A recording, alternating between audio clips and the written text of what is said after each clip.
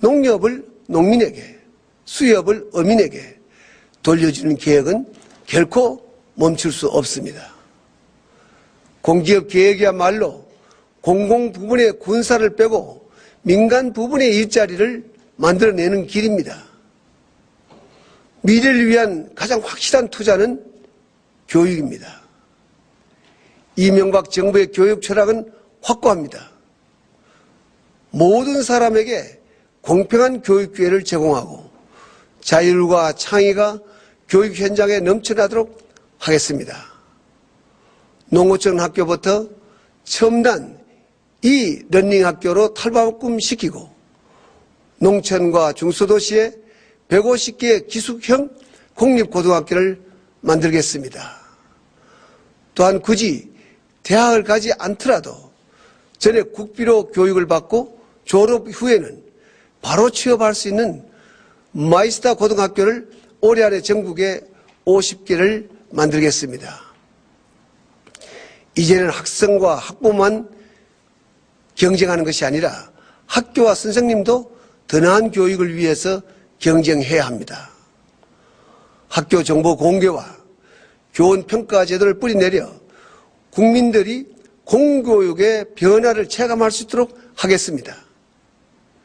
지역의 거점 대학을 육성하고 과학기술 분야의 연구개발도 크게 늘려 과학기술 광부의 기틀을 마련하겠습니다.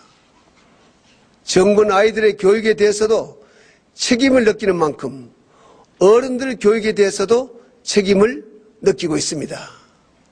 중장기적으로는 초고령 사회에 대비하고 단기적으로는 휴업과 감산 등을 대비해서 직업교육과 직업재훈련 프로그램을 획기적으로 개편하겠습니다. 직업을 여러 번 바꾸는 것이 불가피한 인생 산모작 시대에 들어와서 직업 전환이 순조롭게 이루어질 수 있도록 실질적인 평생 학습, 평생 취업 체제를 구축해 나가겠습니다. 저는 이 자리에서 국민 여러분께 호소합니다. 세계적인 경제 위기의 역풍을 나라의 체질을 바꾸는 개혁의 기회로 활용하겠습니다. 활용합시다. 우리 사회의 모든 주체들이 자기 희생의 정신으로 개혁에 자발적으로 참여하기를 진정으로 바랍니다.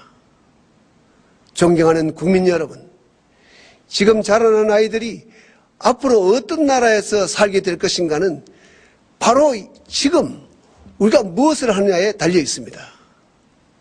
위기를 구실 삼아 21세기 지구 환경 시대와 초고령 사회에 대비한 미래 준비를 소홀히 한다면 바로 우리 세대에 엄청난 부담으로 돌아오게 될 것입니다. 지난해 제가 녹색 성장의 비전을 제시한 것도 이런 이유였습니다. 녹색 성장은 우리가 가야 할 길인 만큼 이제 본격적인 행동에 들어가야 할 때입니다. 정부는 녹색기술 산업과 첨단 융합산업, 그리고 고부가 서비스 산업 등 3대 분야에서 신성장 동력을 발굴을 할 것입니다. 녹색 뉴딜 정책도 본격적으로 점화하고자 합니다. 태양광, 풍력, 연료전지 등 신재생 에너지의 원천 기술 개발에 주력하는 동시에 건물과 교통의 에너지 효율화 사업, 폐자원 활력 사업은 올해부터 당장 대대적으로 전개해 나갈 것입니다. 이를 위해서 대통령 직속 녹색성장위원회를 설치하고 녹색성장 기본법도 제정할 것입니다. 4대강 살리기는 재해 예방과 기후변화에 대한 대응, 또한 환경 보전, 수량 확보, 수질 개선, 관광, 레저 산업 진흥 등 다목적 효과를 갖는 사업입니다. 이를 통해서 약 28만 개의 일자리를 만들어낼 수 있습니다. 같은 돈을 투자했을 때 제조업보다도 2배 이상의 일자리를 창출할 수가 있습니다. 이와 함께 4대강 유역을 친환경 공원으로 조성하고 전국 곳곳을 자전거 길로 연결해 생태 문화가 뿌리내리게 할 것입니다. IT 강국 대한민국의 장점을 살려 방송, 통신, 신소재와 로봇, 바이오와 식품에 이르기까지 융합 신산업을 새로운 성장 엔진으로 가동시키겠습니다. 아울러 의료, 관광, 교육, 금융 등 고부가 서비스 산업을 전략 산업으로 키워서 좋은 일자리와 국부 창출의 원천으로 만들겠습니다. 존경하는 국민 여러분, 세계적 경제 위기 속에서도 국제사회에서 한국의 기회는 더욱 커지고 있습니다. 한동안 소원했던 미국과의 관계는 비자 면제 협정과 한미 수합 협정 체결에서 보듯이 그 어느 때보다도 굳건한 신뢰를 바탕으로 한 전략 동맹 관계로 거듭나고 있습니다. 정말 어렵다고 했던 한중일 3국 정상회의가 우리 측 제의로 영내에서 처음으로 열리게 되었습니다. 이는 역사적으로 큰 의미가 있습니다. 지난 100년간 갈등의 시대였던 동북아가 협력의 새 시대를 열게 된 것입니다.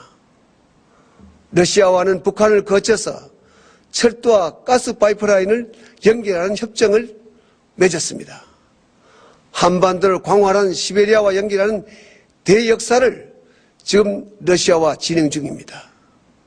유럽연합, 인도 등과는 금년 FTA를 체결하게 되었고 중남미도 우리의 시장으로 크게 다가오게 되었습니다. 취임 후 적극적으로 전개한 국익 실용 외교가 속속 결실을 맺고 있는 것입니다. 뿐만 아니라 올해부터는 G20 공동의장국으로 활동을 시작했고 선진국 클럽 OECD에서도 강요회의의 이사회 의장국으로 선출되었습니다. 대한민국은 이제 19세기 말 국제정세에 휘둘려든 변방국가도 외환위기 당시 바람 앞에 촛불 같은 처지도 아닙니다. 21세기 신국제 질서를 만들어가는 세계 중심부의 일원으로 당당히 커나가고 있습니다. 남북관계는 의연하면서도 유연하게 풀어나갈 것입니다. 올해로 우리는 분단 60년을 넘기게 되었습니다. 이제 남북한은 대립과 갈등에서 상생과 공룡의 새 시대를 열어가야 합니다. 북한도 이제 시대의 변화를 읽고 우리와 함께 새로운 미래를 향해 나아가기를 바랍니다. 저는 언제라도 북한과 대화하고 동반자로서 협력할 준비가 되어 있습니다. 북한은 이제 더 이상 남남 갈등을 부추기는 구태를 벗고 협력의 자세로 나와야 합니다. 사랑하는 국민 여러분, 더 밝은 미래에 대한 희망, 결코 좌절하지 않는 용기가 위기 극복의 가장 중요한 힘입니다. 우리 모두 힘을 모읍시다. 지금은 남의 탓을 하거나 스스로 비하할 때가 결코 아닙니다. 서로 격려하면서 앞으로 나아가야 할 때입니다. 국민 여러분, 위기에는 반드시 끝이 있습니다. 위대한 우리 국민은 숱한 위기를 딛고 기적의 역사를 만들어 왔습니다. 이 역사는 2009년에도 이어질 것입니다. 훗날 2009년이 대한민국의 위기를 기회로 전환시켜 선진 인류 국가로 가는 초석을 닦은 해로 기록되도록 우리 모두 합시다. 감사합니다. 새해 복 많이 받으십시오.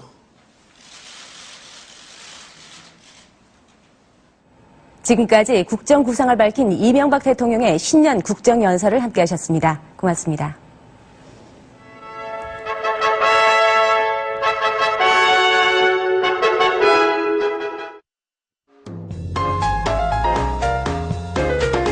잠시 후 기분 좋은 날을 보내드립니다.